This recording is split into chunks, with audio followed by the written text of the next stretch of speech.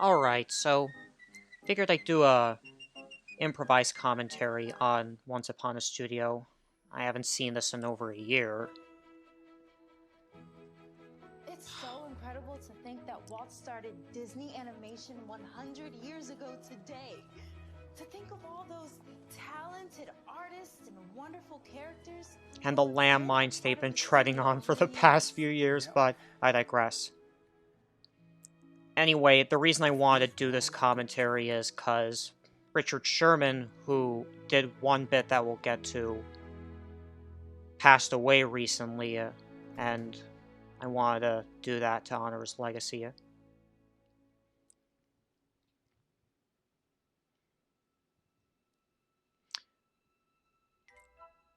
To think that they used Mickey and Minnie from a public domain short, I don't know if it's still public domain, but it's a neat little interesting thing to see.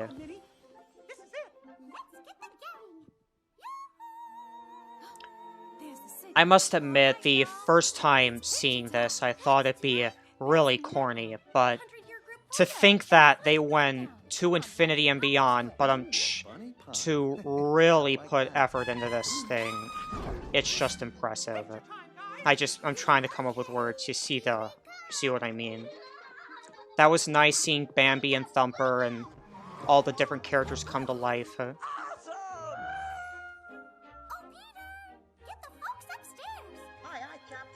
The one thing I really must admit about using archive recordings is that, especially with Peter Pan right here, is that it keeps the legacy voice actors respected because they're gone, you know. But I digress. Just trying to put some words together.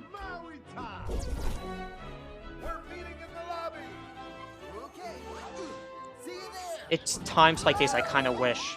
It's nice. It was nice seeing Vanellope and Dodger in the same car, and Elliot just now. I must admit, the first time I watched this definitely got a laugh out of me.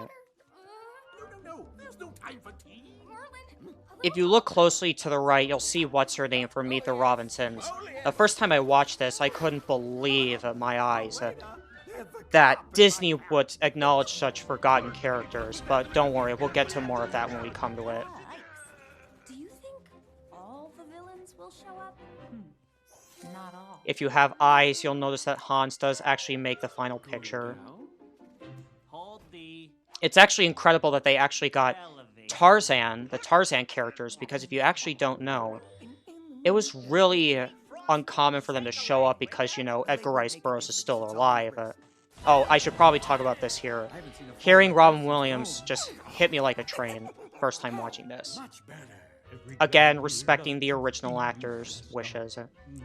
I couldn't believe they acknowledged Atlantis and Chicken Little. That was very unexpected of them to do. Because we all know how those movies turned out. Meeting in the lobby. Don't eat those. Strange that they acknowledged Rescuers Down Under with that little dude. If you know your stuff, Chernabog couldn't appear in the final picture, so it was kind of a compromise to have him just in that one shot. Thank you. Again, this got a laugh out of me first time watching this. It gets even funnier when you see that Baymax squeezes himself in there. Yeah. There's Ursula being pursued by that thing from Strange World. She just wants to be left alone.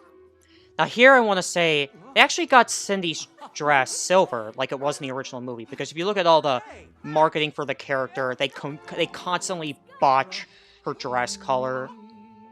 It's always blue, when in reality it's silver. By the way, I always like this part. Every time I rewatch this short, I would see bits of it on YouTube. Now here is the part that Richard Sherman did, and seeing it again recently on social media, it's like, wow. To think this would be one of the, if not the last thing he ever did for Disney as a whole. It really hits you in the head like a brick. Gotta go. But thanks. This very intimate moment with with Mickey and Walt, that's very nice. Ghost is clear, Mick. This got a laugh out of me. Hey, Ralph, you okay? this all that's it's just why would Garfield be brought up in something like Disney? I'll show you the world.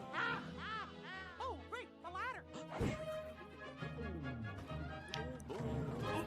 Again, we all wonder who put Goofy in charge of doing the photo, but you know, it's just you go along with it. Also, this callback to a famous scene from Sleeping Beauty that was really nice. Together now. Oh, Seeing Cusco, that was a really nice touch.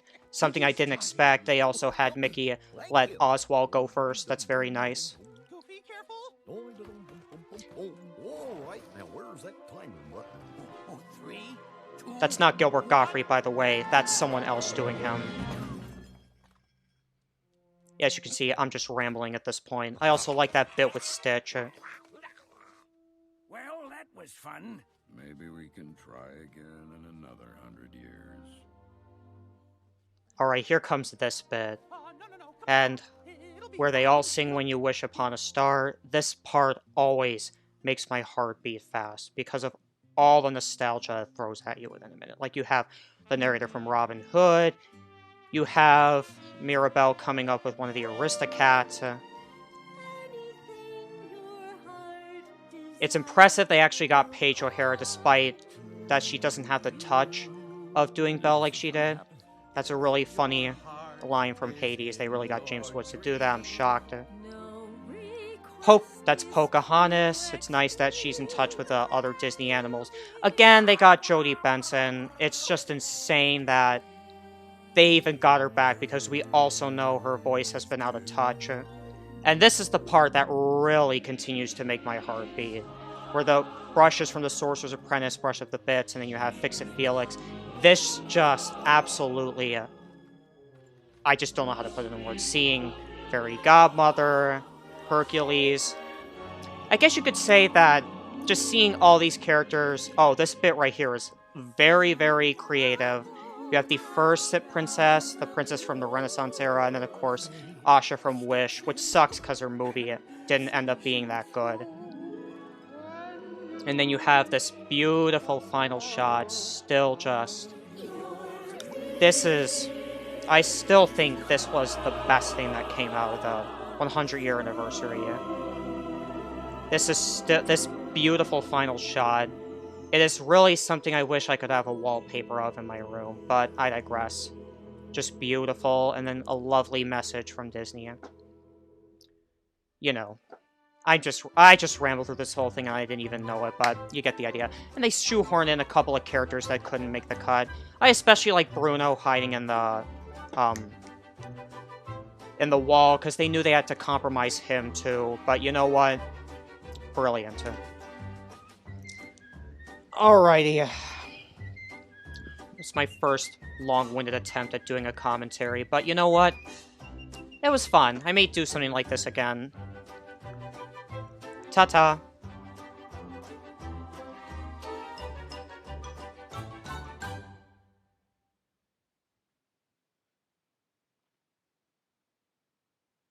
All